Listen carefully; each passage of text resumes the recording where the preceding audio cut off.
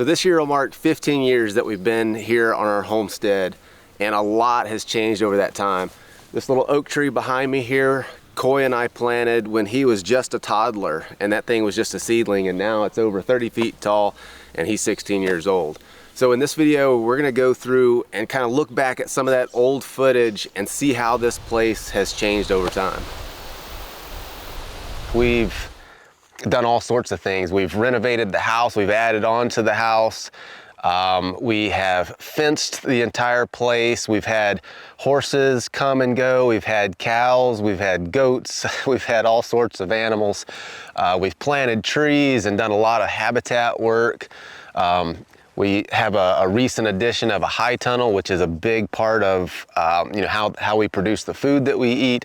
So all of the stuff that I'm gonna be covering here, this is kind of Liz's department. She has a channel that deals with all things self-sufficiency when it comes to like food production, food preservation. So if you wanna check out like how we actually do this, how we grow the food, how we keep the food, anything from like, freeze drying and canning and stuff like that, you should definitely go check her channel out. So, cause she goes into detail about this stuff. I'm just gonna kind of do an overview of what we've got going on.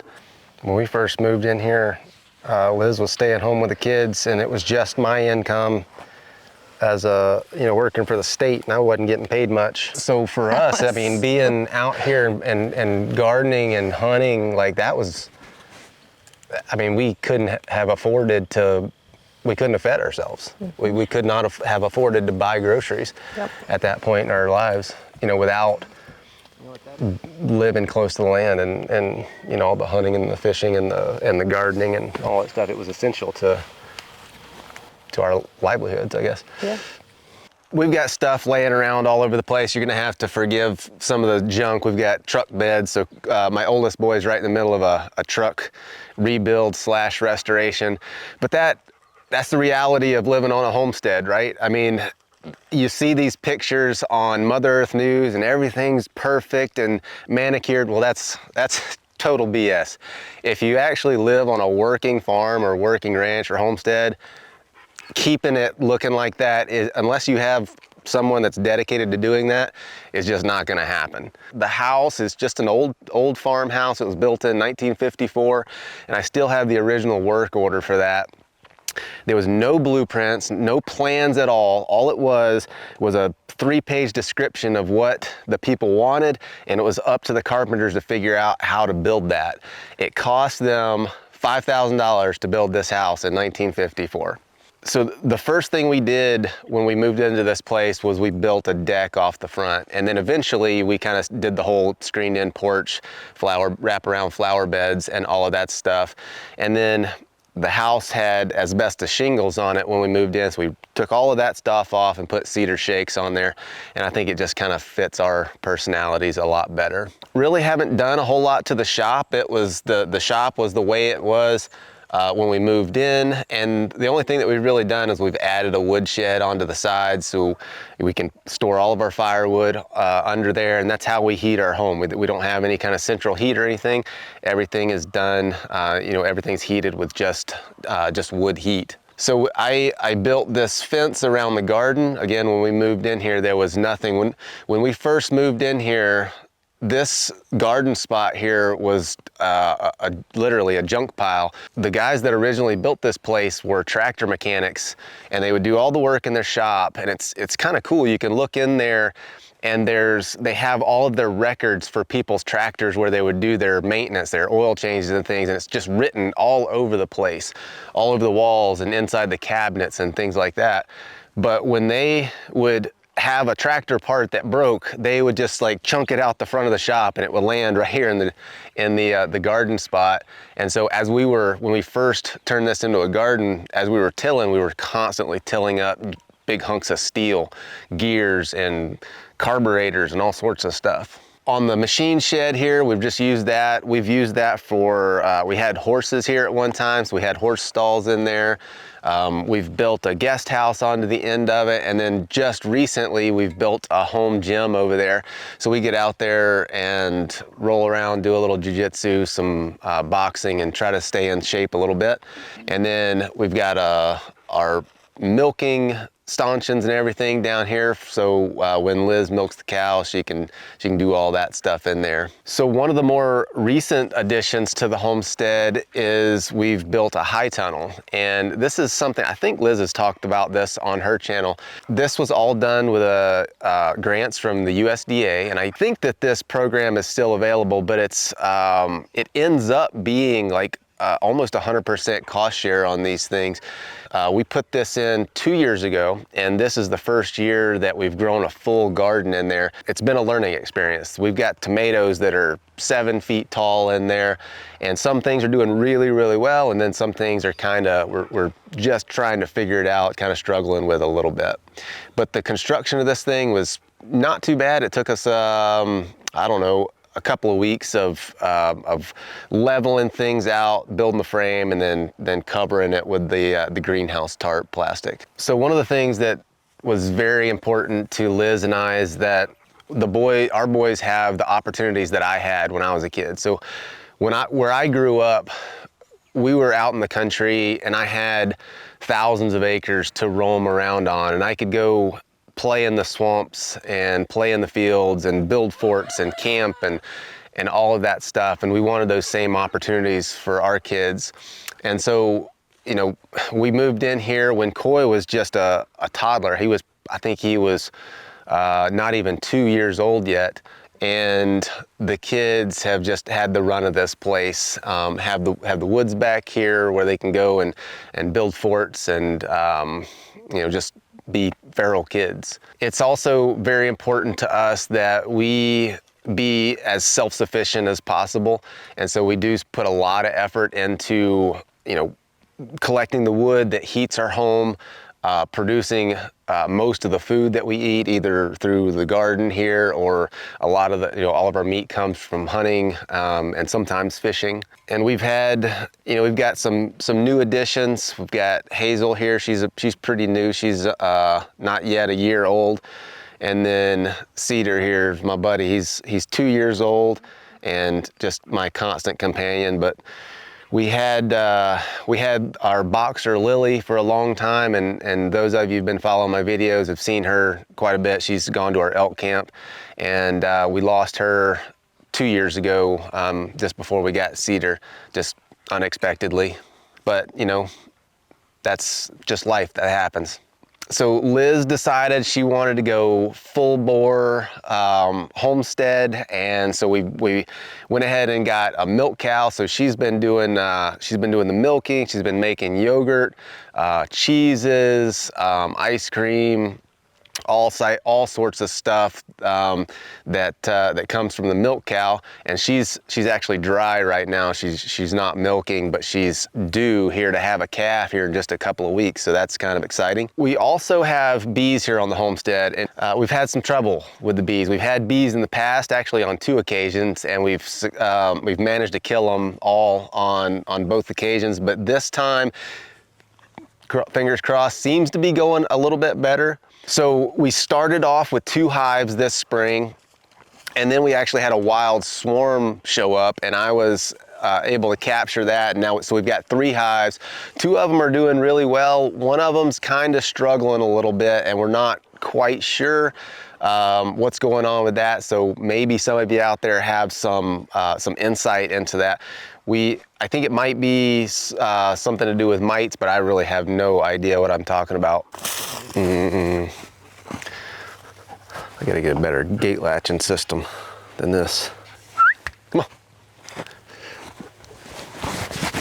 We like to come out and shoot pistols sometimes, and so rather than just piling up some dirt, I went down. There's an auto parts store down here in the closest little town. I went down there and got a bunch of old tires that they had, and just kind of piled them up here for a backstop. But I'll eventually just kind of add on to that. I'd like to make it, oh, I don't know, probably 20 feet wide and squared off at the top, and then just fill all of that in with soil. Have a 200-yard rifle range here. I personally don't really ever do any kind of rifle hunting, but Liz and Finn, they are key to taking some of the pressure off of me, so that I don't have to have all of that pressure on me to supply all the meat. And I really couldn't with the tag allocation that we have here. You know, I get one elk tag, one deer tag, and for, you know, a family of 4 with 2 teenage boys, that's just not enough. Really, we need 2 elk and 2 deer to get us through the year. Now this year, we're raising a beef cow, so we are gonna have some beef, and we also did a bunch of meat chickens this year. I think we put up 80 something meat chickens this year, so we've got a pile of chickens. But I don't know, we eat a lot of meat. So I think the last time I did one of these videos, these trees were probably not even popped out of the grass yet. They were probably, I don't know, 1.5 feet or so tall. But they have done quite a bit of growing. I think we planted these 5 years ago, and there's a lot of them out here that are over my head. And so in another, I don't know, 5 years or so, these will provide quite a bit of cover for deer. That's one of the things that's kind of limited in this landscape. We're in the middle of big ag fields. We do have a really nice canyon over here that holds a lot of game. There's a lot of elk in there. There's bears, both whitetail and mule deer. There's a few pheasant around, a few Hungarian partridge, some quail, but out in the middle of these, kind of up on top in these rolling hills, it's just a lot of wide open ag. And so having something like this, even though it is only 20 acres, having something like this in the middle of that big ag landscape just kind of breaks things up and gives the deer and the turkeys kind of a more structure, more places to hang out, bed down. So our place here is 20 acres, and we've got the wood lot here that's just always been timber like that, and it's big ponderosa pine, a few Doug firs. But then the field here, when we first moved in, this was crop field. We planted it to a pasture mix, and then about 5 years ago, we planted all of these pines out here, and these are all ponderosa pines. And then we've got some volunteer plum trees, we've got some hawthorn and things like that kind of coming out, just volunteer popping up in the field. But then we also, right here in this draw, we planted, I don't know, maybe 1,000 shrubs. We've got woods rose in here, we've got golden currants, which are absolutely going nuts right now. Some of them have so many currants on there, they're just sagging, and literally the branches are breaking with the amount of currants that are on these things. We've got some hawthorn, some apples, choke cherries. The game birds love to get down in this draw, especially when the berries are on like this. Another thing that loves to get in this draw are rattlesnakes. You really gotta, especially if I'm walking through here with the dogs, really gotta kind of watch, because we have this weed mat down here, and we have voles that get under that weed mat, and that just brings in the snakes. Since the last video that I did a couple years back, we've done a lot of fencing. When Liz decided that she wanted to get the cows, I wanted to break the fields up a little bit. We put this fence here to keep the cows out of the draw here that we've planted with shrubs, because they, you know, even though there's plenty of grass for them, they still get in here and they like to kind of mow on the shrubs a little bit and break them down. So wanted to keep them out of here. And then we built a whole nother pasture on the other side just to kind of expand our area where we can put the cows out to graze. So we've also got a really nice 3D course here. I think we've got 8 or 9 targets that we got from our friends over at Big Shot. And I don't know, I've probably had these out here for 6 or 7 years or so, and just leave them out here all the time. They do really well. But we've got a nice little loop here in the woods where we can go around and shoot these things from a couple of different angles and just kind of increase the number of shots we get. But Finn and I, and sometimes we'll get koi out there, but Finn and I shoot this thing pretty regular, usually a couple times a week. Bam, look at that. Just focus on the target, focus on pulling through your clicker. Don't worry about what I'm doing.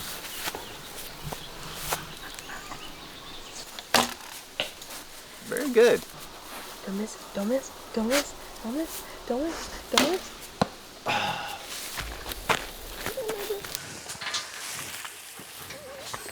Get back.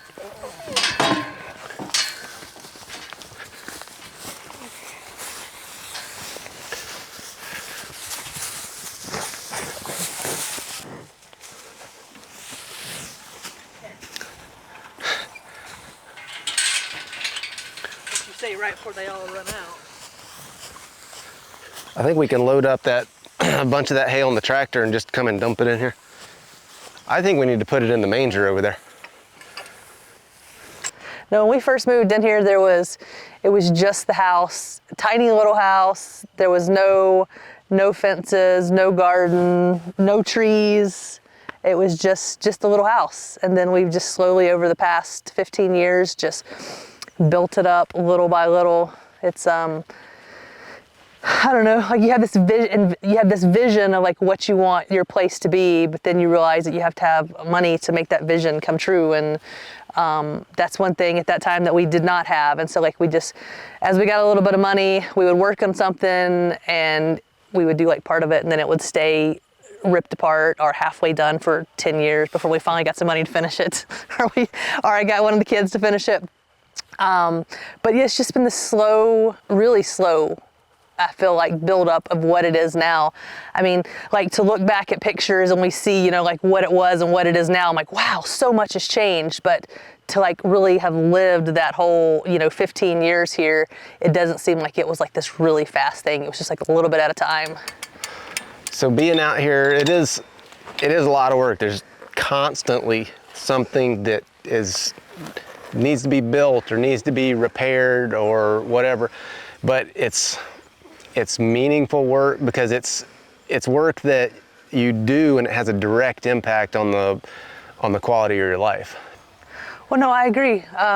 Growing up, what I wanted was I wanted to have a farm that I could garden on and have animals, and I wanted to raise my kids out here, be married, and that's what I got here. And so I didn't really necessarily fall in love with the house, but I fell in love with the land because I could see it turning into exactly what I wanted. As much as this place was lacking when we first bought it, it's turned into really everything that I want. Through a lot of work. Yes, a lot of work.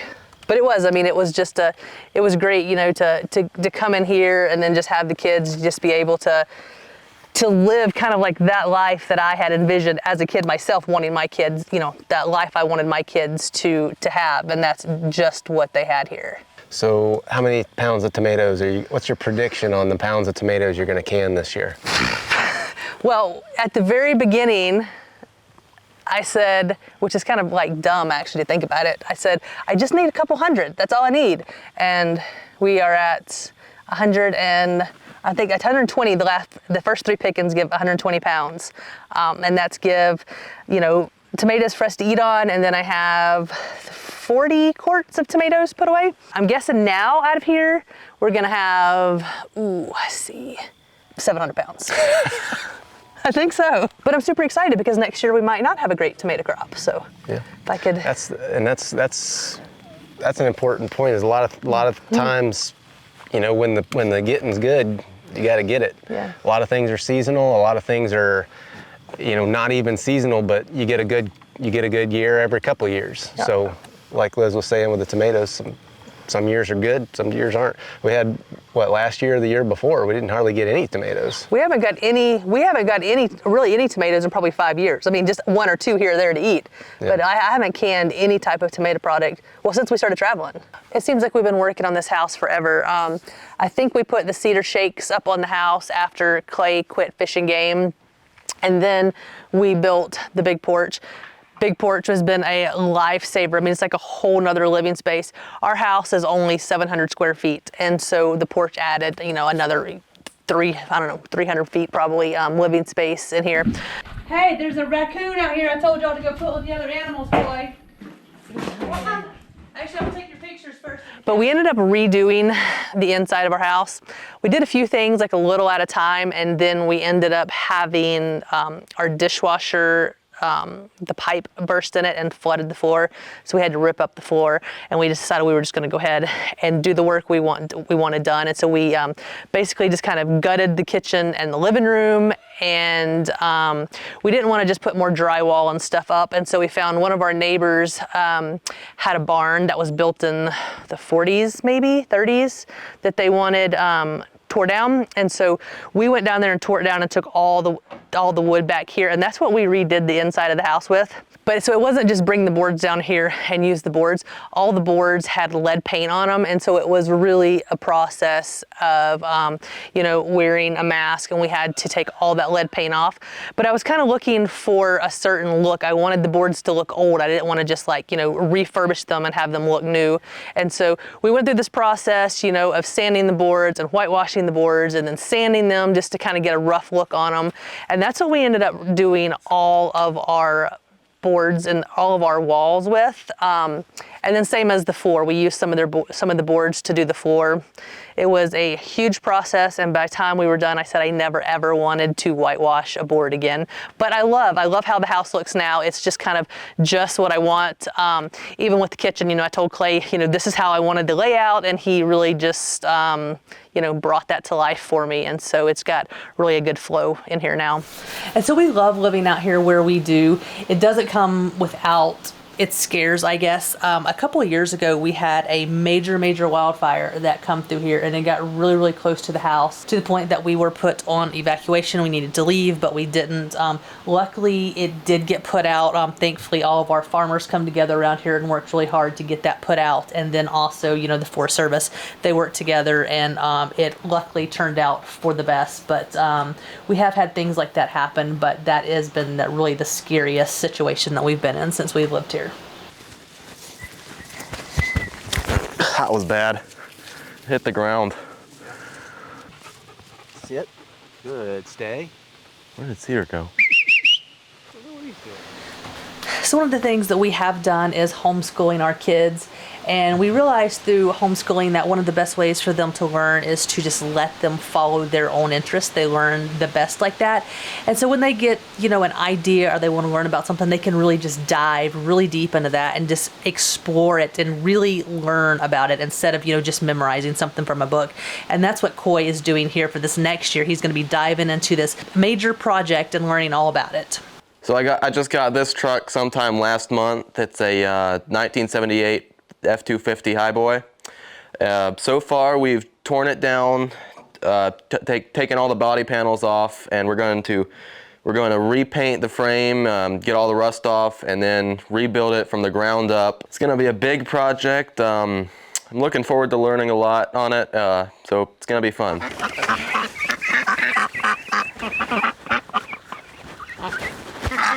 They're so hard to catch.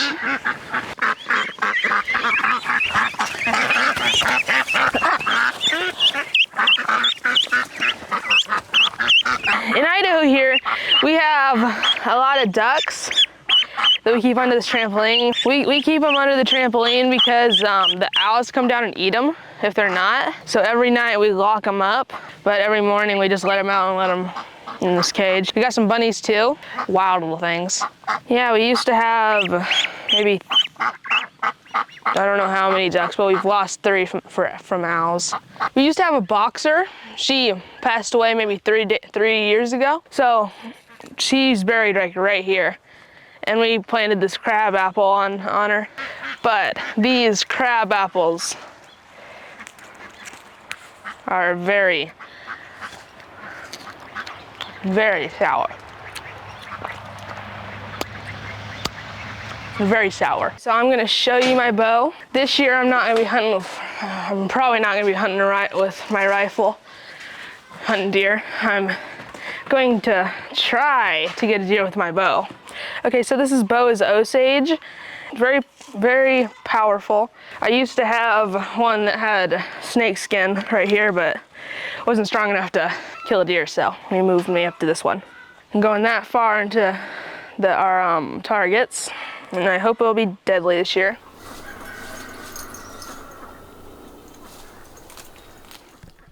You know, one of the great things about living out here is just the pace of life. You know, there's obviously not a lot of traffic, and it's quiet. You know, right now if I'm quiet,